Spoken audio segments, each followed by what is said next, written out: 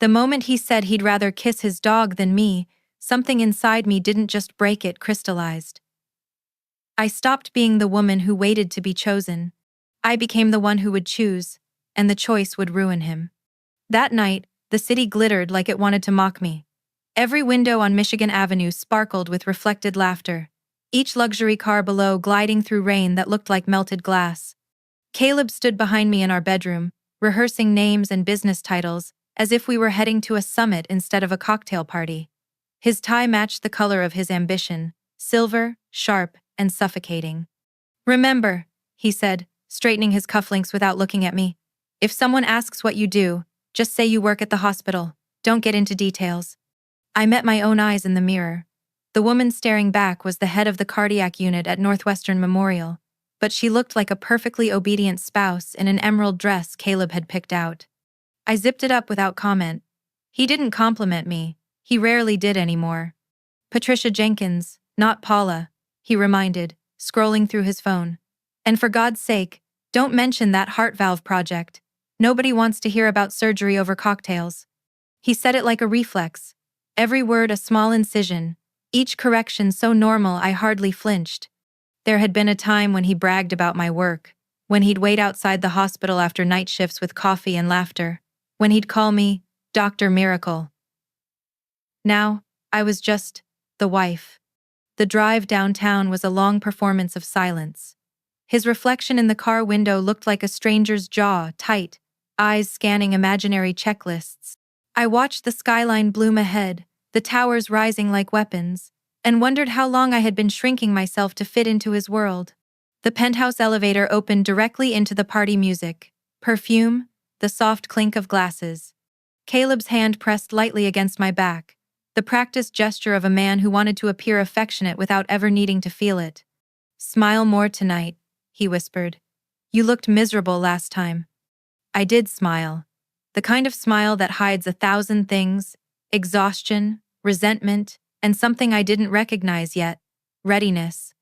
The crowd greeted him like a prince. "Caleb, you made it," Marcus boomed, clapping him on the shoulder. "And Claire," he added, the way people add parsley to garnish a plate. I nodded politely, floating through the conversations about mergers and quarterly gains, each word more meaningless than the last. Caleb thrived here, a self-made monarch among sycophants. I was the quiet crown he wore for appearances. "Claire works at the hospital," he said when someone asked what I'd been up to. "Just works at the hospital, not runs cardiac surgery, not saved a child's life this morning, just works." The champagne was warm in my hand. I looked at Caleb, wondering when the man who once adored my fire began mistaking it for a threat. The lights dimmed. A slow song began, the kind that pulls couples together. Marcus and his wife floated toward the center. Caleb was laughing with Bradley, his voice too loud, too confident. I hesitated, then touched his elbow. "Dance with me," I said softly. His body stiffened, as if I'd asked for a favor he hadn't rehearsed. For a heartbeat, I saw him calculate the optics. Refusing me might look bad. "Gentlemen, duty calls," he said with a performative grin. On the floor, his hand rested on my waist like I was an obligation. We moved through the motions, nothing graceful about it. His eyes were scanning the room even as he spoke. "The Patterson deal looks good," he murmured. "Don't ask about it. Too complicated." I tried to lean closer, to reclaim some remnant of what we once were. His body resisted like a wall. Around us, other couples laughed, whispered, belonged. I felt like an empty vessel moving to a rhythm that wasn't mine. The song softened, the air around us glowing with low light and murmurs. I looked up at him and, for one reckless moment, forgot everything: the parties, the rules, the coldness. I leaned in to kiss him. He recoiled. Violently. "God, Claire," he said loudly enough for everyone to hear. His face twisted into something cruel, something gleeful. "I'd rather kiss my dog than kiss you." The laughter came in waves, sharp, metallic, endless. Bradley actually clapped. Marcus choked on his drink. The music didn't stop fast enough, and the pianist faltered mid-note. I stood there frozen, the sound of their amusement carving through me. The humiliation was so complete it felt surgical, clean, precise, irreversible. Caleb wasn't finished. You don't even meet my standards, he added, savoring the last blow. Stay away from me. Something inside me changed, like a bone snapping into correct alignment after years of being broken. The laughter faded, replaced by a silence that hummed with something dangerous. I smiled. Not the smile he'd trained me to wear. A different one, small, calm, and terrifying. You're absolutely right, I said quietly. He mistook it for surrender. Everyone did. But the scalpel had already been placed in my hand. When I walked out of that penthouse, the laughter still echoed somewhere deep in my bones. The elevator doors closed behind me, sealing me off from their world of crystal glasses and cruelty. And for the first time in years, the quiet didn't scare me. It steadied me. I could hear the low hum of the machinery, the faint sound of my own breathing, and beneath it all, the slow pulse of something awakening. I didn't cry. Not yet. I'd spent too long crying in bathrooms and parked cars, hiding mascara-streaked cheeks before walking back into the world pretending everything was fine. No more pretending. This silence wasn't emptiness, it was incubation. Outside, rain smeared the city lights into blurred ribbons. I walked to my car with the same mechanical focus I used in surgery. Steady, deliberate, clean. I drove home without music, the streetlights sliding across my windshield like measured heartbeats. When I reached our house, it felt smaller than I remembered, like the walls had finally absorbed the truth we'd both been avoiding. Inside, the air smelled faintly of his cologne and expensive betrayal. His watch was still on the entry table, ticking with quiet arrogance. I stared at it for a long time before slipping it into a box. It made a small, satisfying sound against the velvet lining, like closing a file on a patient whose diagnosis had finally been confirmed. In the mirror, I barely recognized the woman staring back. The emerald dress still hugged my body, but the eyes were different, calm, distant, surgical. A part of me began cataloging evidence instinctively. The forgotten credit card receipts on his desk, the client dinners that didn't match his expense reports, the perfume clinging to shirts he claimed were at the cleaners. I'd spent years operating on broken hearts, repairing valves, rerouting arteries, but I had ignored the one muscle that was supposed to tell me when something was dying. Caleb had infected every corner of my life with control, and I had called it love. That night, I stopped romanticizing the rot. My phone buzzed. Caleb. His name glowed on the screen like a stain. I let it ring until the light faded. Then I poured myself a glass of wine and sat at the dining table, staring at the framed photo from our wedding, his hand on my waist, his smile rehearsed, my own joy naive and unguarded. I remembered how he whispered, "We'll have everything" that night. He had been right, in a way. We did have everything: his lies, my silence, and now, this reckoning. By midnight, the surgeon in me had fully taken over. I pulled out a notepad and began listing symptoms of his deceit the way I would outline a diagnosis. Irregular spending patterns, emotional detachment, pathological need for validation. It wasn't love, it was pathology. At 2 a.m, I found the password to his cloud backups. The files unfolded like an autopsy report: shell company transfers, fake invoices, trips labeled as conferences but booked for 2. One folder labeled Fitzgerald accounts made my skin crawl. The numbers told a story of greed and arrogance and opportunity. I should have felt horror. Instead, I felt focus. For the first time in years, my heartbeat matched the rhythm of my purpose. By dawn, the rain had stopped. I stood barefoot in the kitchen, watching light spill over the marble countertop where we'd once shared Sunday breakfasts. The city outside was waking up, unaware that somewhere in its veins, a woman who had been humiliated hours earlier was quietly preparing open-heart surgery on her husband's empire. I poured myself coffee, steady hands, clear mind, and whispered to no one. "You wanted me silent, Caleb. You're about to hear how loud silence can get." Morning light made everything look ordinary again, but nothing was ordinary anymore. The kitchen smelled like coffee, and the faint metallic tang of adrenaline. I moved through the house quietly, each step deliberate, as though I were preparing for an operation.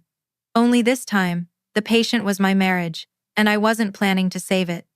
I spent the morning combing through financial records, each document like a pulse I had to read by touch. 3 years of client entertainment, offshore accounts, and funds wired to names I didn't recognize. One folder led to another, and beneath it all lay a perfect pattern of deceit. It was like tracing the arteries of a diseased heart. Except now, I could see where every blockage began, and how to stop it. By the time I met the forensic accountant, my tone was professional, detached. His name was Owen.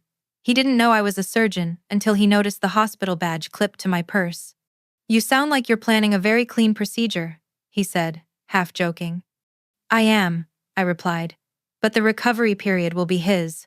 Over the next month, I learned to move like a ghost in my own life.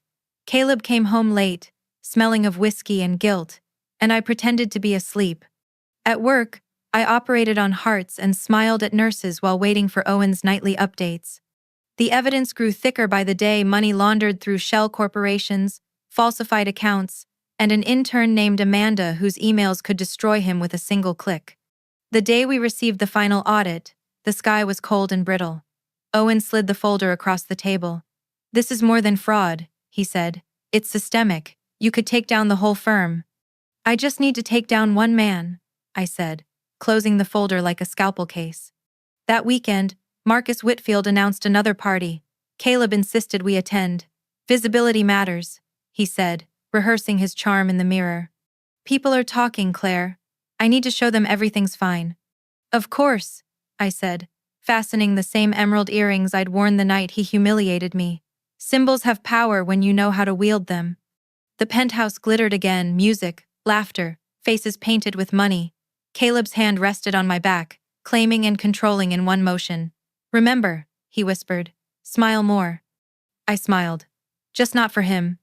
When Marcus toasted the firm's upcoming quarter, I watched Caleb bathe in admiration, laughing too loud, holding court like the world was still his. Then I reached into my clutch and pulled out my phone. The evidence glowed on the screen: transfers, recordings, timestamps, every artery of corruption exposed. He didn't notice me at first, not until the room fell quiet around the sound of his own voice coming from my phone speaker. "We need to wipe everything before Davidson checks the books." Glasses froze mid-air. Bradley went pale. Marcus muttered something about his father's retirement fund. Caleb's smile faltered. "Claire, what are you doing?" "Performing surgery," I said softly. Each revelation landed like the click of a scalpel against steel. The Fitzgerald account, the Panama funds, the affair with Amanda, the pills stolen from Marcus's bathroom. The room turned: electric gasps, curses, the crash of glass on marble. Caleb lunged for my phone, but I stepped aside smoothly, letting him stumble. "Check your statements," I told the crowd. "You'll find his fingerprints everywhere." Someone screamed. Someone else called security. I didn't wait for either. As I turned toward the door, I could feel every gaze burning into my back, some horrified, some admiring, some simply stunned. Caleb's world was collapsing behind me, and I didn't need to watch it fall. In the elevator, I finally exhaled. My reflection stared back, calm and composed. I'd been trained to handle blood, pressure, and crisis, but nothing had prepared me for the strange, quiet beauty of revenge done right. When I reached the lobby, I texted my lawyer 2 words: "It's done." The night after the party, the city seemed too calm for the chaos I had unleashed. The streets gleamed with rainlight, each reflection more vivid than the last, and I drove through them like a ghost, the laughter of that penthouse still flickering behind me. By the time I reached home, I could almost hear the silence waiting for me inside: thick, watchful, cleansing. I unlocked the door and stepped into a house that still carried his scent: polished wood, cologne, faint cigar smoke. The air felt artificial, as if the whole place had been staged for a life that was never real. I kicked off my heels and stood in the middle of the living room, staring at the art he'd chosen: abstract pieces meant to look expensive rather than meaningful. Everything here was curated, not lived in. For the first time, I noticed how small the space really was, without the illusion of wealth stretching its edges. The marble counter he'd once bragged about looked cold. The leather couch felt sterile. Even the ticking clock sounded too precise, like it had learned his rhythm. I opened my phone. The messages from him had already begun. "Caleb, you made a scene. You've ruined everything." "Caleb, you don't know what you've done. We can fix this. Just come home." Each message felt like an echo of the man he'd pretended to be, still performing even while drowning. I turned off notifications, poured myself a glass of water, and sat at his desk. His watch lay there, gold face gleaming like it was mocking me. I picked it up, felt the weight, and placed it into a box beside his cufflinks, Harvard diploma, and the pen he'd once used to sign our marriage certificate. Packing his life away felt like suturing a wound, slow, meticulous, necessary. The surgeon in me took over, labeling each box with neat handwriting: office, personal, remnants. At 2 a.m., the garage light flickered as I carried the boxes down one by one. Outside, thunder rolled in the distance. I should have felt rage, satisfaction, maybe even triumph, but what filled me instead was precision. Every motion had purpose. Every breath belonged to the woman I'd been before him. By dawn, I'd packed everything that was his. I stood in the doorway, staring at the stripped shelves. His empire might have been collapsing somewhere uptown, but the empty space he'd once ruled felt like the true wreckage. When my phone finally rang again, I almost didn't answer.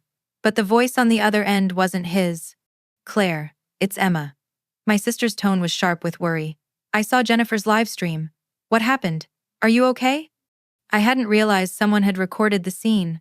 My humiliation turned triumph was probably playing across social feeds like a scandal on loop. I laughed softly, the sound foreign to my own ears. "I'm fine, Em. Better than fine." "I'm coming," she said. "Don't argue." She arrived at 3 in the morning with a duffel bag and 2 coffees. The kind only sisters bring, the kind heavy with unspoken forgiveness for years of distance. We sat on the kitchen floor, backs against the cabinets, sipping in silence until the first pale light seeped through the blinds. "What now?" she asked finally. I looked down at my phone, scrolling through Owen's report one more time, the data glowing cold and absolute. "Now?" I said. "We finished the surgery." Later that morning, I called David Patterson, the federal prosecutor my hospital had once consulted on a healthcare fraud case. His voice was steady, professional. "Dr. Hartley, you said you have documentation?" "Yes," I replied, "enough to make an arrest." The silence on the line was brief but heavy, like the pause before an incision. "Then we should meet," he said. By evening, the first dominoes had begun to fall. Caleb's firm froze internal accounts. Federal subpoenas were issued quietly but swiftly. What had started as humiliation had become operation. Clean, coordinated, irreversible. That night, as rain tapped the windows again, I stood by the packed boxes and whispered, almost gently, "You wanted control, Caleb. You'll have none left by Monday." And somewhere in the city, I knew he was finally starting to feel it, the collapse of everything he thought he owned. The next morning rose gray and silent, the kind of Chicago morning where even the air feels cautious.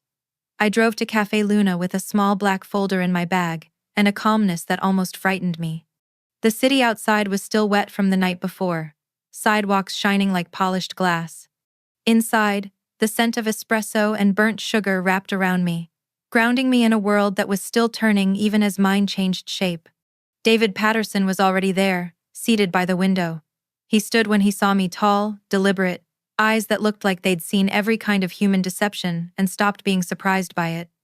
"Dr. Hartley," he greeted, offering a hand that was steady but kind. "Claire," I corrected softly, sliding into the seat across from him. He nodded, understanding without argument. When I opened the folder and pushed it toward him, the weight of it felt heavier than paper should. Every transaction, every shell company, and these recordings, voice memos, text archives. He made the mistake of syncing everything. He began to skim through the documents, his expression sharpening with every page. "You were thorough." "I'm a surgeon," I said. "Precision keeps people alive, and sometimes it ends a lie cleanly." By the time the coffee cooled between us, he closed the folder with quiet finality. "With this, we can move before Monday. The partners will be meeting at 10 sharp?" "Yes." He's always punctual when there's power involved. He gave a faint, almost imperceptible smile. "Then they'll be punctual for their arrest." When I left the cafe, the world looked almost new. Same skyline, same wind, but my place within it had shifted. I went straight to the hospital, changed into scrubs, and scrubbed my hands under the sterile water, until my reflection in the steel sink looked like someone reborn. The surgery scheduled that morning was complex. A 7-year-old boy with a valve defect, the kind of case that demands absolute focus. As I adjusted my mask, my phone vibrated on the counter. One last message from David. Agents are entering the building now. Scalpel, I said calmly. The sound of the blade meeting metal echoed in the room, steady and exact. The rhythm of the monitors filled the air with a heartbeat that was not my own, but somehow kept me anchored. While my hands worked, my mind flickered between two rooms, the quiet order of the operating theater and the chaos erupting 40 floors above some marble-lined conference room across the city. I imagined Caleb sitting at the long glass table, his voice carrying that same self-assured tone, just before the door opened and men in dark suits walked in. I could see the flicker of confusion, the dawning recognition, the collapse of his practiced confidence. Every stitch I made on that young boy's heart felt like a counterpoint to Caleb's unraveling. Hours passed, blood pumped, valves mended, rhythm restored. The boy's heart began to beat strong beneath my hands. Beautiful work, my resident murmured. When we stepped out, the hallway smelled of antiseptic and possibility. I peeled off my gloves and checked my phone. 17 missed calls. Headlines were already forming. Online investment firm raided in federal fraud investigation. In my office, the blinds filtered the fading sunlight into narrow bands that striped across my desk. I sank into my chair, letting the exhaustion finally touch me. Justice had begun its slow, grinding work. I wasn't sure yet if I felt relief or emptiness, maybe both. Then the phone rang again. I almost ignored it, but curiosity won. Dr. Hartley? David's voice. It's done. He's in custody. So are Bradley and Marcus. The files you gave us were airtight. I closed my eyes. Somewhere between the adrenaline and the stillness, I smiled. Thank you, David. Thank you. You just saved more than your own life today. After the call, I sat there alone in the half-dark office, hands still faintly trembling from surgery. I thought about all the years I'd spent trying to repair something unrepairable, all the times I'd chosen endurance over truth. And now, for the first time, I realized the difference between saving a heart and saving yourself. Outside, Chicago hummed with distant sirens and the restless wind off the lake. Somewhere downtown, a man who once mocked me for having too much dignity was sitting in an interrogation room, stripped of every illusion. And I, still in my blood-spattered scrubs, finally felt clean. 3 days after the arrests, the city felt different. The usual rhythm of traffic and chatter had dulled beneath the steady drum of headlines. Financial empire collapses amid federal investigation. Investment executives charged in multi-million-dollar fraud. Caleb's photo sat beneath each title, his once flawless smile now grainy and hollow. I thought the silence would feel like peace. Instead, it felt like the aftermath of surgery, necessary, but still raw. I was back at the hospital, adjusting to a new kind of normal, when my assistant poked her head into my office. "There's a Mrs. Whitfield here to see you, Jennifer." For a second, I almost told her to send her away. But then I remembered her face at that party, the woman who'd laughed when Caleb humiliated me, the same woman who'd watched her own life implode minutes later. "Send her in," I said.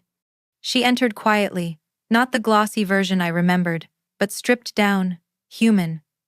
Her hair was pulled into a loose bun, her eyes swollen from sleeplessness. "Claire," she said, her voice trembling. I didn't know where else to go." She sat across from me, hands shaking. "They froze everything, the bank accounts, the credit cards. Marcus is in custody. I don't even have enough cash for gas." I poured her a glass of water, the doctor in me overriding the wounded woman she'd once mocked. "I'm sorry for what you're going through," I said carefully. She looked up, tears glinting in the fluorescent light. "You must think I deserve this." I hesitated.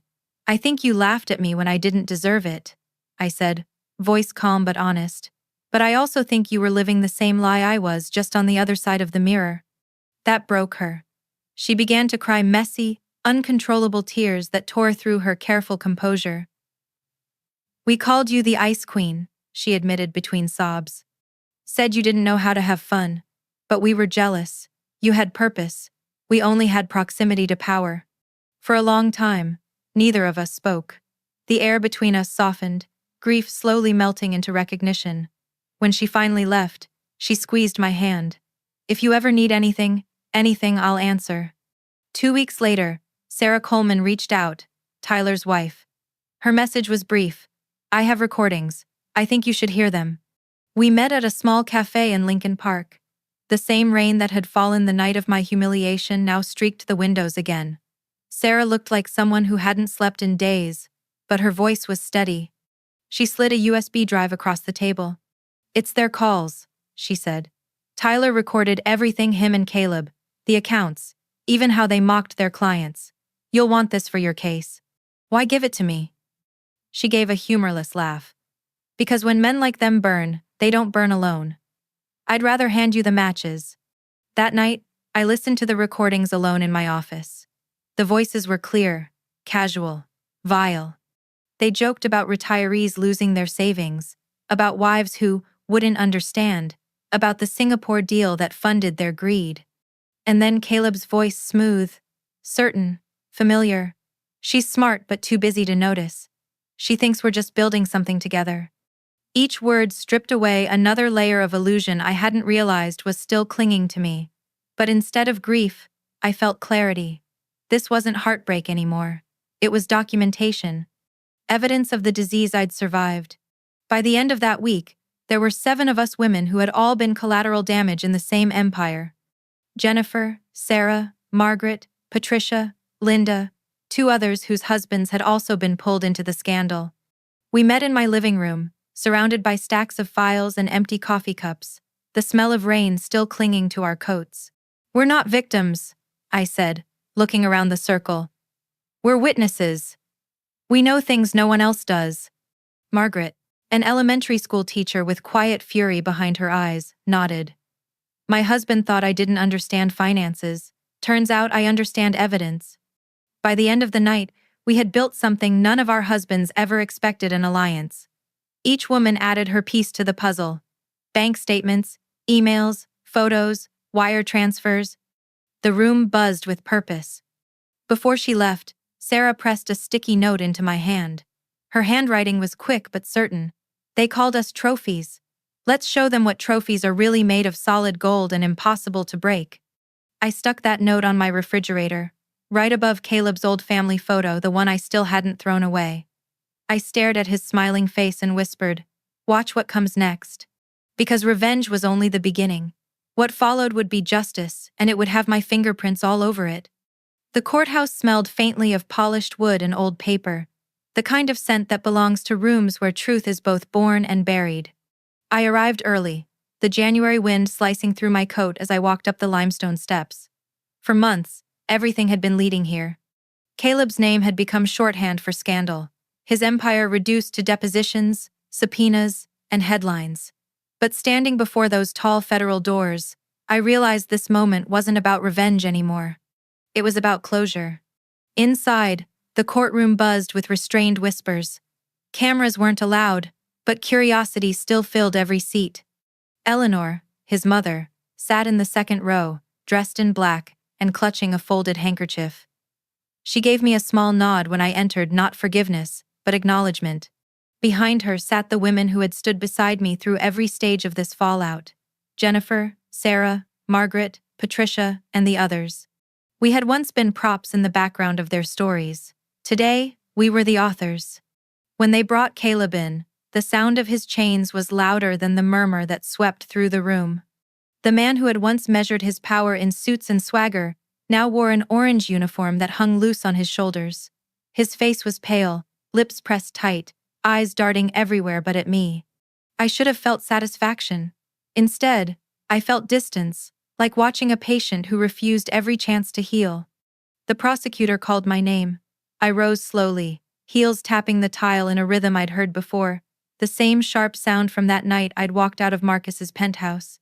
The same rhythm that had once echoed over marble and humiliation. I took my place at the podium, my victim impact statement trembling slightly in my hands. The judge gave a small nod. "You may proceed, Dr. Morrison." "Your Honor," I began, my voice steady but low. "I'm not here to talk about the money he stole, though the damage he caused spans dozens of families. I'm here to talk about the kind of theft you can't quantify. I glanced briefly toward Caleb. He didn't meet my eyes. For years, I was married to a man who used cruelty as currency, who could smile in public and slice you open in private. He turned humiliation into performance and called it charm. Eleanor inhaled sharply. Somewhere behind her, a chair creaked. He took from me the thing no ledger can record, the belief that love is safe, that partnership is trust. He made mockery of both. My throat tightened, but I continued. And yet, I stand here unbroken, because truth is the one incision that never kills, it heals, even when it hurts. Quote. The judge leaned forward slightly, his eyes narrowing with gravity. Continue. At a party last year, in front of our friends, he compared me to an animal. He laughed, they laughed, and I stood there, silent, bleeding in plain sight.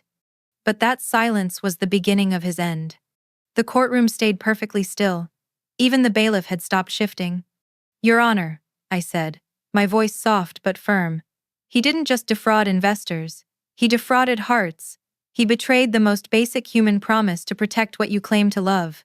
I can forgive the money. I can't forgive the cruelty. When I finished, the air felt thick with something unsaid. The judge nodded once, gravely. Thank you, Dr. Morrison. Other voices followed: Dorothy Pue, the retired teacher whose pension he'd destroyed. Sarah, speaking for the wives who'd been blindsided. Jennifer, trembling as she described the pills missing from her cabinet. One by one, their testimonies painted a portrait more damning than any balance sheet. Finally, the judge spoke. His tone was deliberate, weighted with the gravity of consequence.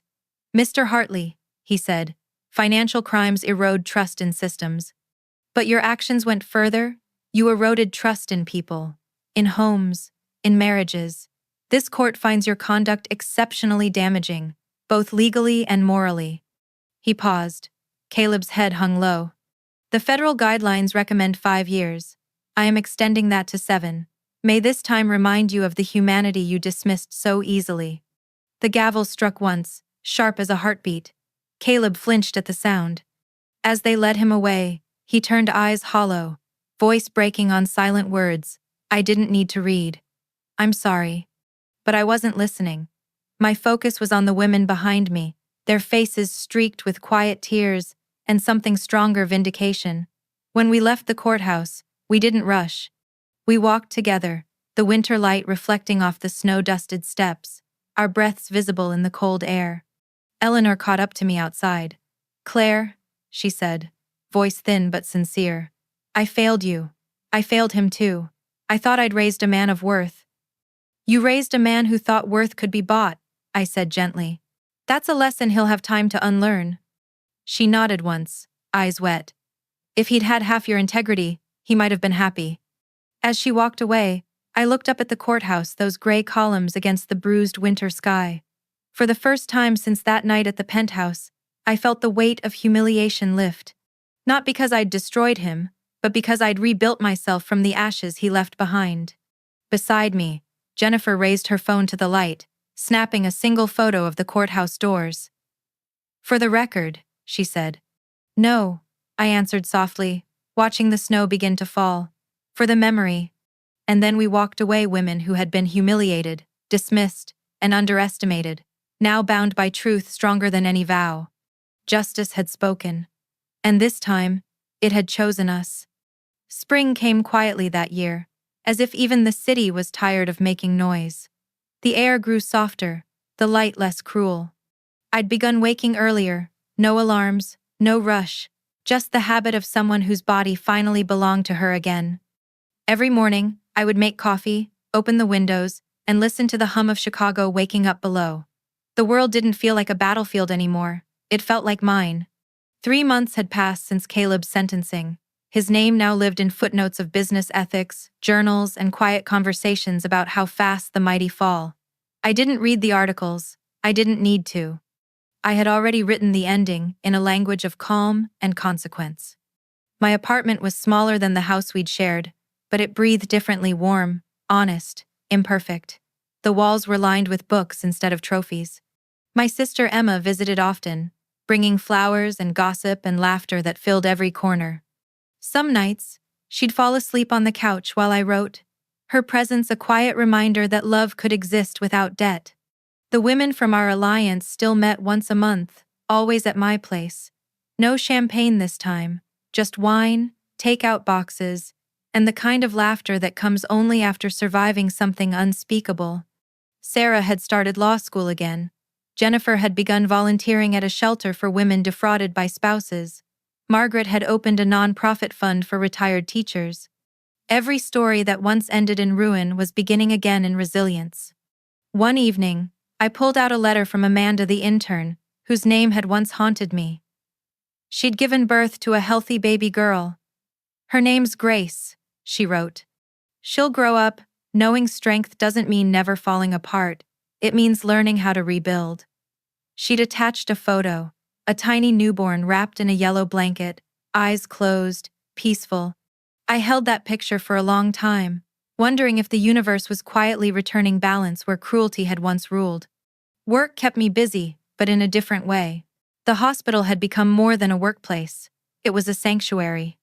The same article I'd written for the New England Journal of Medicine about deception and resilience among high-achieving professionals had spread far beyond anything I expected.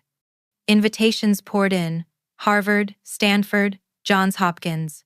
They wanted me to speak about recovery, not from illness, but from betrayal. I said yes to all of them.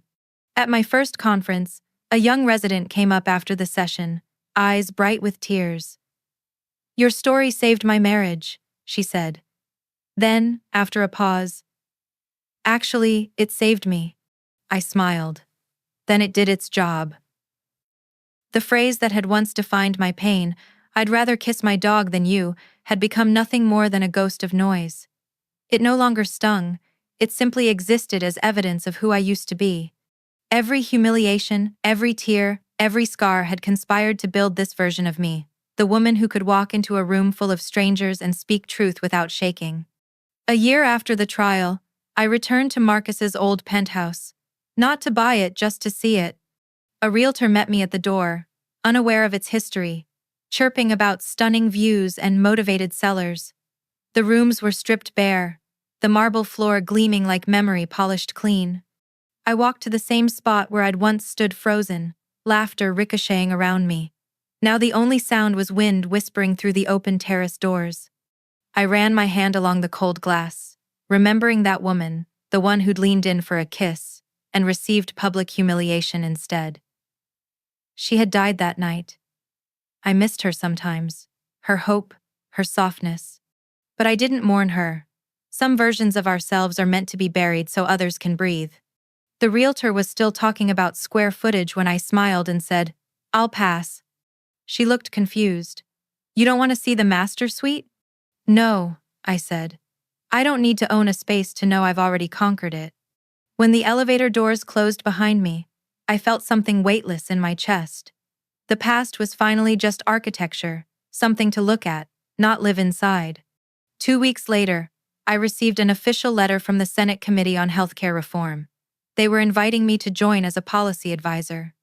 Less time in surgery, more time shaping systems that might actually prevent the kind of financial and emotional exploitation I'd lived through. I read it twice, letting the significance settle. Caleb would have killed for a position like that.